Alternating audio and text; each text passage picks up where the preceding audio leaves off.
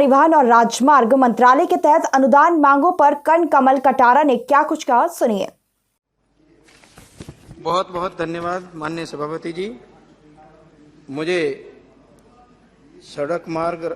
राष्ट्रीय राजमार्ग की डिमांड पर बोलने का अवसर प्रदान किया है। उपाध्यक्ष महोदय,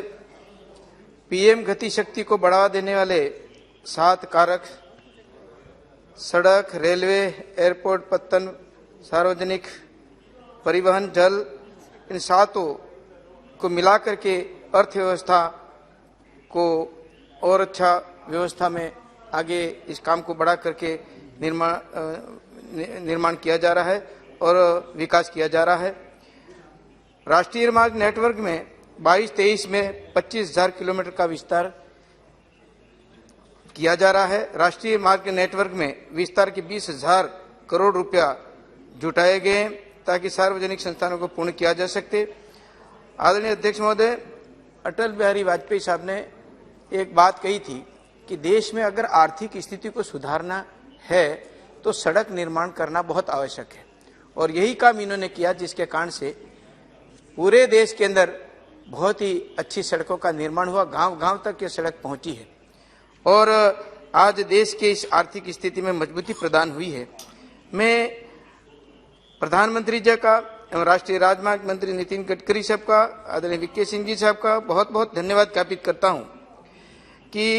इसमें बहुत अच्छी आपने नीतियां बनाई हैं और परियोजना के लिए भी बहुत बड़ी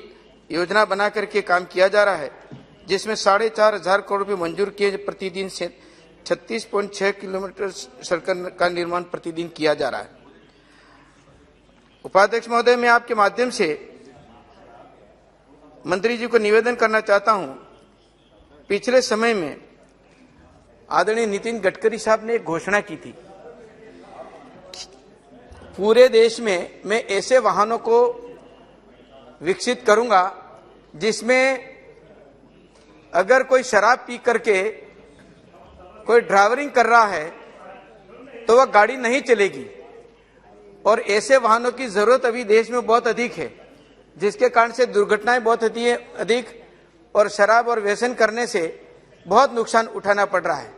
मैं तो अपने क्षेत्र के लिए सबसे पहले अगर चलाते हैं तो सबसे पहले मांग करता हूं कि ये गाड़ी हमको पहले दी जाए ताकि हमारे वहां पर दुर्घटनाएं होती हैं वो कम हो, ऐसा मैं प्रार्थना करना चाहता हूं।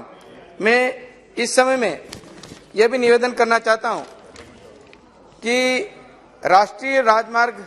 927 हमारे जनजाति बहुल क्षेत्र में आदरणीय गडकरी साहब ने स्वीकृत किया है।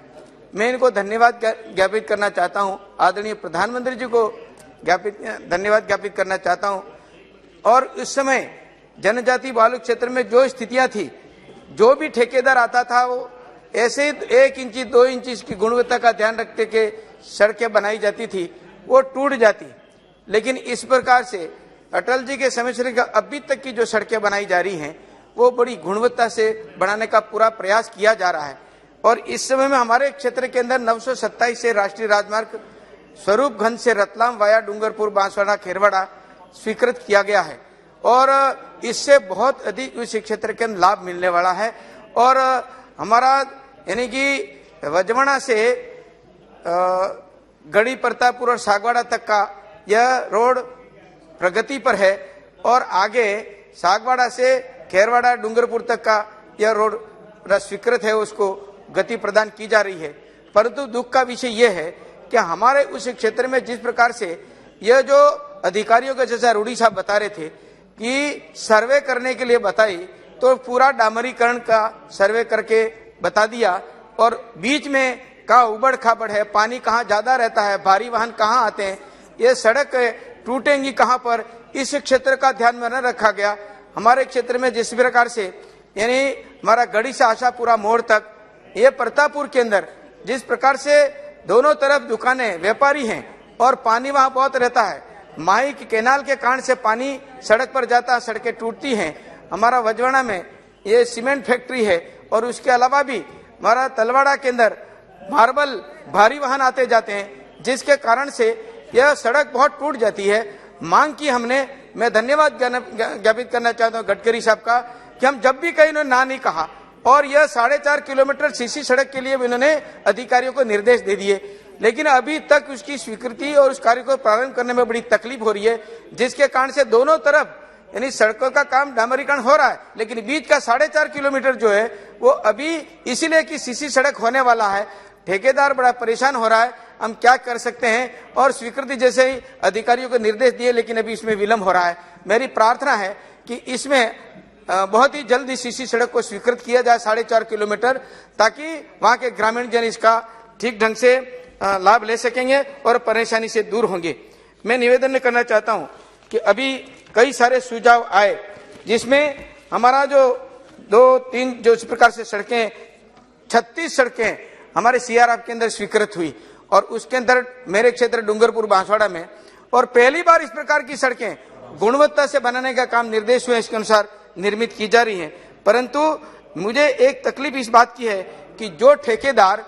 जिस प्रकार से ठेका लेते हैं वो सबलेट कर देते हैं, और सबलेट में और कम रेट में यानी 30 से 35% बिलो रेट डाल करके वो सड़कें की जा रही हैं, जिसके कारण से यह बहुत परेशानी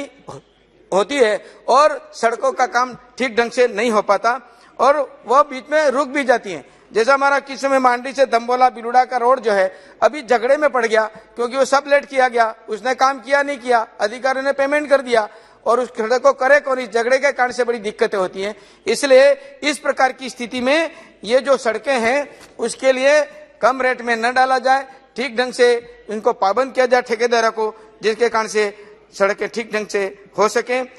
सभापति महोदय, मैं ये भी निवेदन करना चाहता हूं कि हमारा राष्ट्रीय मार्ग 927 के बीच में कुपड़ा में एक ओवरब्रिज किया गया है, उसका गुणवत्ता से नहीं किया, कितनी बार दुरुस्त किया, कई मीडिया के लोगों ने बहुत उछाला, दिशा की मीटिंग में हमने इनको कई बार कहा, लेकिन वो ठीक ढंग से अभी नहीं बना है। हमको शंका है कि इस प्रकार की जहां जहां ब्रिज बन रहे हैं वहां पर इस बात को निश्चित रूप से ध्यान रखा जाए, और प्रारंभ में ही सड़कों के इस पुलियों को ठीक ढंग से देख करके बनाया जाए। मैं निवेदन ये करना चाहता हूं कि हमारा माही पुल आता है बीच में, इस 927 के बीच में माही पुल 60 से 70 वर्ष हो गए, और उसमें उसकी चौड़ाई कम है और हाईवे की चौड़ाई अधिक है, और वहां पर पुलिया की रेलिंग है वो टूटी हुई है, और दोनों तरफ से लोग डरते हैं। अब इसके साथ में खड़े कई लोगों की वहां मृत्यु हो गई, क्योंकि उसके सेल्फी लेने गए लोग बाग, कोई क्या उसके दीवार रेलिंग से पास में खड़े हुए, और उसके कारण से कहीं 2-3 मौतें भी हो गई,